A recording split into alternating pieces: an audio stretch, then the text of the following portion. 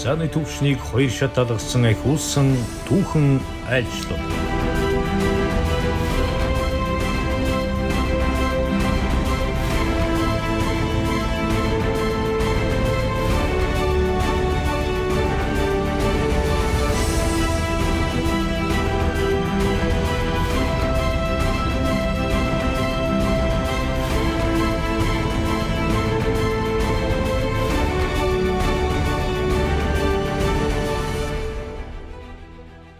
Итали.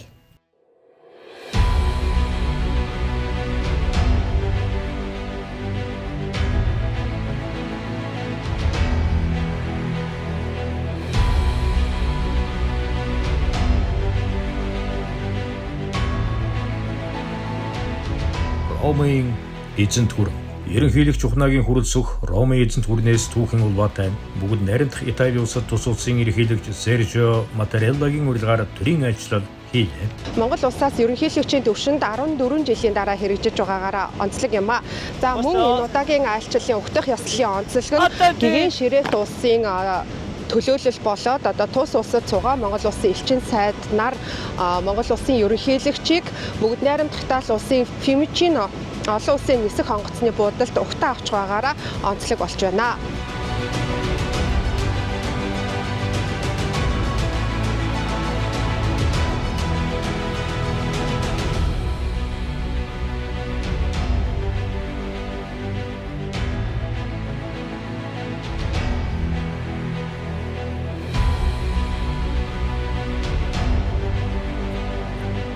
Ерөнхийлөгч хүрэлцэх гэргийн болор цэцэг нарыг бүгд найрамдах Итали улсын ерөнхийлөгч Сержио Матарелла тэргүүн хатагтай Лаура Матарелла нар Гуэрийн налын ордондоо албаесаар угтан авлаа. Энэ үеэр хөгжимд хоёр орны төрийн дуулалыг шүглэж ерөнхийлөгчийн ордны дээр Монгол улсын төрийн далбааг ёслол төгөлдөр мандууллаа.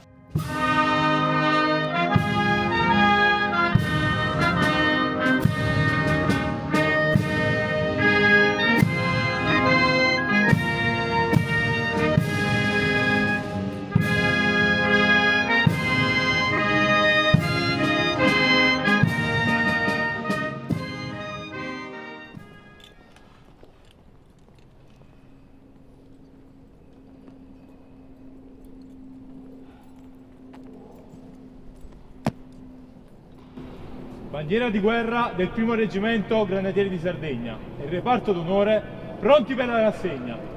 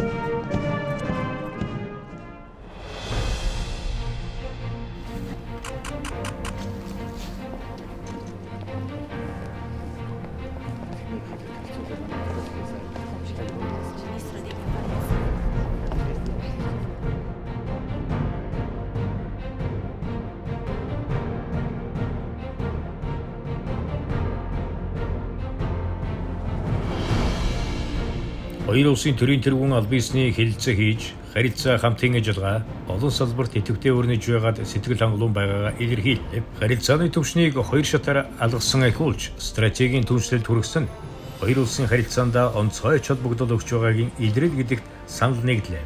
Харилцан тохиролцсон асуудлууд бодит ажил хэрэг болно гэдэгт төрийн тэргүүнээр итгэлтэй байгаагаа илэрхийллээ.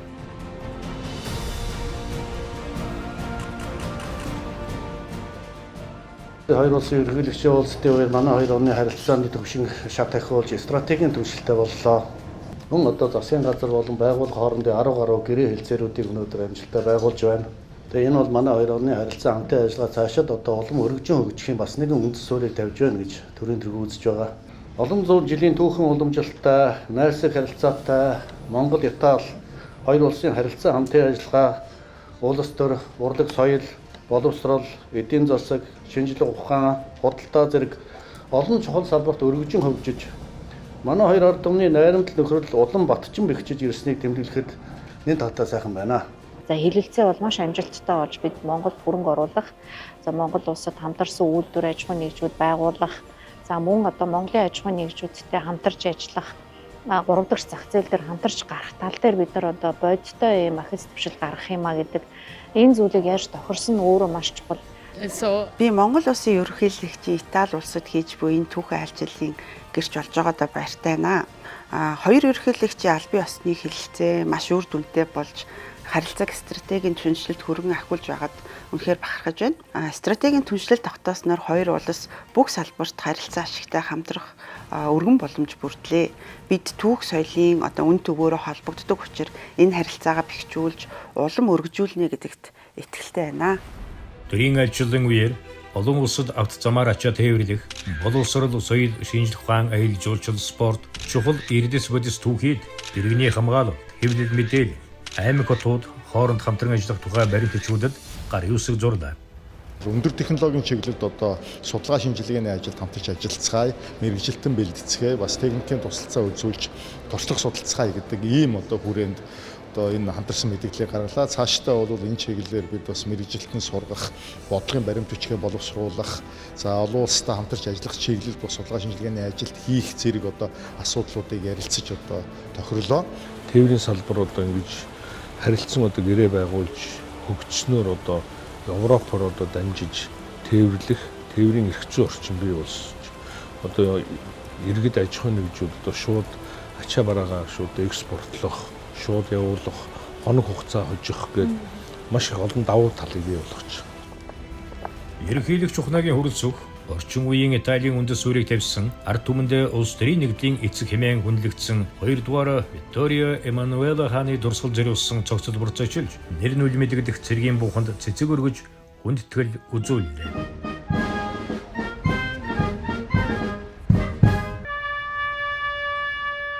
Итали улс Монгол улсын хооронд дипломат харилцаа тоосон 55 жилийн хавьд тэмдэглэж байгаа энэхүү төрийн айлчлалынхаа үеэр бол Итали Монголын харилцааг одоо 2 шат ахиулан тийм ээ түншлэлийн харилцаа болон одоо өргөтгсөн түншлэл болон иж бүрэн түншлийн харилцаа гэдэг энэ төвшнийг бол алгасаж стратегийн түншлэлтэй болгож байна. За энэ өөрөө ямар ач холбогдолтой юм бэ? Бүхэл салбарт одоо хоёр талын харилцаагчтай хамтын ажиллагааг өргөжүүлэх боломж бүрж байна. Их зүүн одоо боломж нь бүрж байна гэсэн. Улс төр дипломатын хувьд энэ өөрөө өндөр ач холбогдолтой. Европын том хүчрэх бүс нутгийн гүрэнтэй бид ийм өндөр түвшинд хамтын ажиллагаа тогтооно гэдэг бол Монгол улсын хувьд бол энэ гадаад бодлогын маш том ялалт. Энэ бол төсөөлшгүй ялалт гэж үзэж байгаа. Монгол улсын ерөнхийлөгч хүрэлцэхэд бүгд найрамдах Итали улсын парламентын төлөөлөгчдийн танхимын ерөнхийлөгч Лорензо Фонтана, нэгдсэн үндэсний байгууллагын хүнсгэл аж ахуйн байгууллагын ерөнхий захирал Дэрчү Донгионор бараалгаж харилцаа хамтын ажиллагааг улам өргөжүүлэн хөгжүүлэх талаар ярилцлаа. Мөн түнчлэн маш олон хамтын баримт бичгүүдээр гар үсэг зурж харилцааг бол албажуулан, баталгаажуулан өргөдгөж байна. Энэ дээр бол одоо Монгол Италийн парламентын бүлгийн даргын хувьар, Монгол Италийн парламентын бүлгийн гишүүдийн мөн парламент хоорондын харилцаанд энэ харилцааг өргөжүүлэхэд бас нэлээд үүрэг гүйцэтгэж байгаа гэж дүгнэдэг. Монгол улсын ерөнхийлөгч хүрэлцэх манай улсын санаачтан нэгдсэн үндэсний байгууллагаар батлуулсан бэлчээр ба нүүдлийн мал аж ахуйн эрхлэгчдийн олон улсын жилийн нээлтэнд оролцлоо. Олон улсын жил нь улс орнуудын хүнсний аюулгүй байдлыг бэхжүүлэх, бэлчээрийн тогтвортой менежмент, нөхөн сэргээлтийг дэмжих, нүүдлийн мал аж ахуйн эрхлэгчдийн үнэлэмжийг дээшлүүлэхэд чухал хувь нэмрээ оруулна. Ерөнхийлөгч 2026 онд Улаанбаатар хотноо болох Цөлжиттэй тэмцэх нэгдсэн үндэсний байгууллагын конвенцийн талуудын 17 дугаар баг хуралд оролцож хамтран ажиллахыг улс орнуудад уриаллаа. Хүнсний аюулгүй байдал, хүнсний хангамж бол дэлхийн нийтийн анхаарлын төвд орсон асуудал. Уур амьсгалын өөрчлөлт, цөлжилт, геополитик, геостратегийн сөргөлдөө, мөргөлдөөн гэд бид нар игзэгтэй зөрчил мөргөлдөөнтэй дэлхийн ертөнцид өнөөдөр амьдарч байна. Үүнийг дагаад хүнсний аюулгүй байдал, хүнсний хангамж хүн төрөлхтөнд хамгийн их хэрэгцээтэй зүйл болсон. Тэр утгаараа өнөөдөр нүүбийн хүнс хөдөө аж ахуйн байгууллагын хэрэгцээ шаардлага, үүрэг оройл, хариуцлага хүн төрөлхтөнд хамгийн чухал одоо байгууллага болсон гэдгийг одоо би бас энэ ч зориуд тэмдэглэн хэлхийг хүсэж байна. 2026 оныг бэлчээр ба нүүдлийн мал аж ахуй эрхлэгчдийн олон улсын жил болгон зарлахад Монгол улсын үзүүлсэн манлайлал дэмжлэгт талархал илэрхийлье. Хүн ам цөөтэйч Италиас 4 дахин том газар нутагт танаа улс энэ жилийн хүрээнд улам идэвхтэй, өргөн цар хүрээтэй ажиллах боломжтой. Үүнд Монгол улсын ерөнхийлөгч улс төрийн манлайлал үзүүлж байгаад баяртай. Манай байгууллага Монгол болон бусад гишүүн оронтойгоо хамтран ажиллахад таатай байх болно. Ерөнхийлөгч хүрэлцэх айлчлалын үеэр Монгол-Италийн харилцаа хамтын ажиллагаанд үнэтэй хувийн оруулсан Итали Монгол иргэдэд төрийн удам медаль гардууллаа. Би Монгол-Италийн харилцаа хамтын ажиллагааг хөгжүүлэхэд бас өөрийн хувь нэмээрээ оруулах чин сэтгэлээсээ ажилласан. Гэхдээ би өнөөдөр энэ эрхэм үнэтэй шагналаар шагнагдана гэдгийг бол мэдээж зүудэлж төсөөлж байгаагүй. Тэгээ ерөнхийлөгчд бас тусгаалan баяр хүргэе. Намайг мартаагүй бас талархлаа илэрхийлье. Төрийн айлчлалын хүрээнд хоёр улсын аж ахуйн нэгжүүд баримтчгуудад гарын үсэг зурж харилцан ашигтай хамтрах суурьа тавилаа. Итали Монголын бизнес форумд хоёр улсын 150 орчим аж ахуйн нэгж оролцож, арьс шир, ноос ноолор, хүнсний үйлдвэрлэл, аялал жуулчлал, худалдаа, хөрөнгө оруулалтын салбарт хамтрах боломжийг эрэлхийллээ. Манай агентлаг бараа бүтээгдэхүүнээ экспортлох, гадаадын улс орнуудаас хөрөнгө оруулалт татах чиглэлээр аж ахуйн нэгжүүдэд дэмжлэг үзүүлдэг Монгол улстай бүх талаар хамтран ажиллана гэж бодож байна. Ялангуяа Италийн нарийн технологи шингэсэн тоног төхөөрөмж нийлүүлэх бүрэн боломж харагдаж байна. Манай хоёр улс газар зүйн хувьд алс хол оршдогч одоо италичууд Монголыг илүү ойлгож анхаарч байна.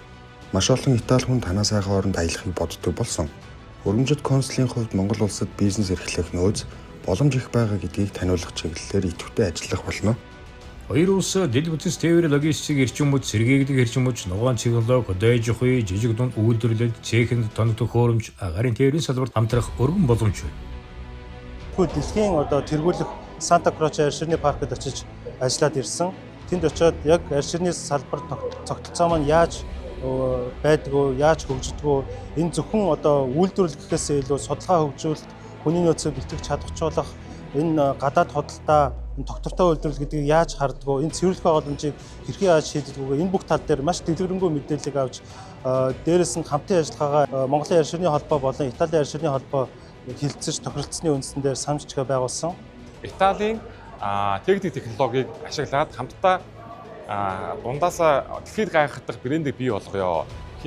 Аль аль талтан байгаа ямар давуу тал байгаа тэргээ нийлүүлээд ийм сайхан бүтээгдэхүүнийг бий болгоё гэдгийг зорж байна. Төрийн айлчлалын хүрээнд Чингис хаан тэргүүн зэргийн одонд Монгол улсын соёлын элч морин хуурын найрал хөгжим Ром болон Ватикан хотноо анхудаа Монголын сайхан орон тоглолтоо төлөвлөлөө. Манай улсын зөөлөн хүчний бодлогын илэрхийлэл болсон тоглолтыг төр засгийн төлөөлөл, нийгэм соёлын зүтгэлтнүүд болон тус улсын иргэд, Итали, Европын холбооны улсуудад амьдран суугаа монголчууд үзэж сонирхлоо. Монгол-Италийн соёлын харилцаагаараа дамжуулаад Италийн тэр дэлхийд танилцуулсан дөөрөөр дамжуулаад Монголын соёлын зөөлөн хүчний бодлогыг дэлхийд түгэж явж байна. Тэгэхээр Итали бол манай дэлхийн сонгодог урдуу гарах нэг том цонх гэж харж байна. Тэгэхээр Италиг бол бид нар яг энэ өнцгөөс нь бас харж зөөлөн хүчний бодлогыг хүмүүс шууд мөнгө санхүүгээр нь бодоод идэх.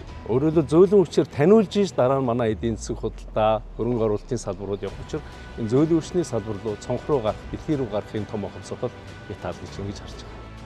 Хоёр улсын хооронд дипломат харилцаа тогтоосны 55 жилийн хүрээнд Монгол улсын ерөнхийлөгч Ухнагийн хүрэлцэхийн Итали улсад хийсэн төрийн айлчлал хоёр орны хамтын ажиллагааг улс төр, нийгмийн эдийн засаг, соёл зэрэг салбарт өргөжүүлж харилцааны нэгэн шинэ үеийг эхлүүллээ. Ардчлал, хүний эрх чөлөө, энх тайвныг эрхэмлэж, ард түмний найрамдал нөхөрлөлийг дээдэлдэг зэрэг үнэт зүйлс нэгтэй хоёр орны стратегийн түншлэл харилцан ашигтай хамтын ажиллагааг салбар бүрт бэхжүүлж хөгжил цэцгэлтэд чухал хувь нэмрээ оруулах нь дамжиггүй.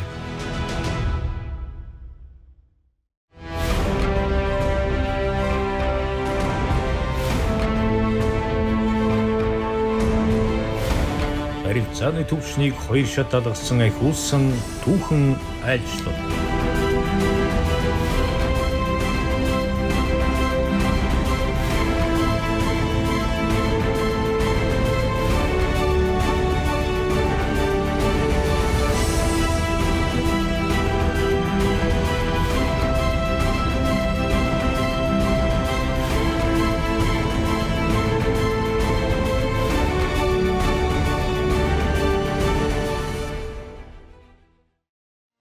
Гэгээн ширээт улс.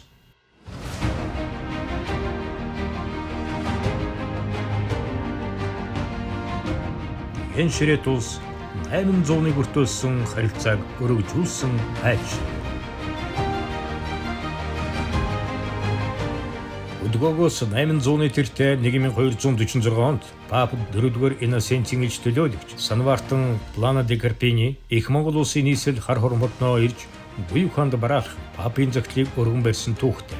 Энэ бол өнөөгийн Монгол улс гигэн ширет улсын аль биесийн харилцааны үндэс суурь болсон түүхийн шаргал буудас гэрчилдэг.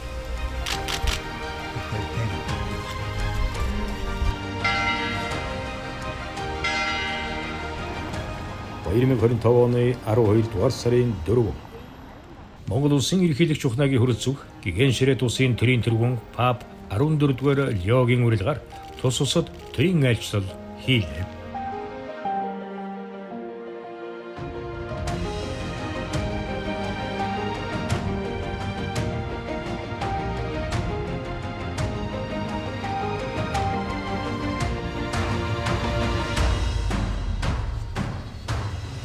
Ерөнхийлөгч гигэн ширет улсын төрийн тэргүүнээр аль биесний уулзалт хийж сүүлийн жилүүдэд идэвхтэй өрнөж байгаа харилцааг улам өргөжүүлэн хөгжүүлэх, түүх соёл, хүмүүнлэгийн салбарын хамтын ажиллагааг гүнзгийрүүлэх талаар ярилцлаа.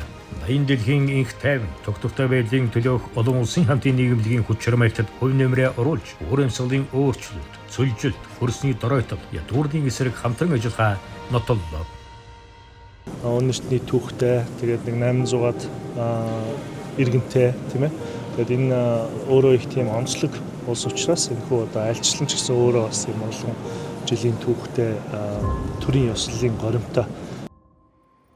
Монгол улсын ерөнхийлөгч айлчлалынхаа үеэр Ром хотын Гигэн Мариагийн их сүмд байх Пап Францискосны бунханд цэцэг өргөж хүндэтгэл үзүүллээ. Пап Францис 2023 онд ерөнхийлөгчийн урилгаар манай улсад төрийн ажил хийсэн. Тэрээр хоёр улс 13 дугаар зуунд илчилгээж аль биесээр харилцаж эхэлснээс хойш 777 жилийн дараа их Монгол улсын гал голомт тулсан манай оронд ирсэн анхны Пап гигэн ширет улсын төрийн тэргүүн байлаа. Пап Францис төрийн айлчлалынхаа үеэр олон нийтэд хандаж хэлсэн үгэндээ Монгол улс бол оюун санаа, сүсэг бишрлийн эрх чөлөөний бэлэг тэмдэг хэмээн дэлхийд дахна тунхаглан зарласан юм а.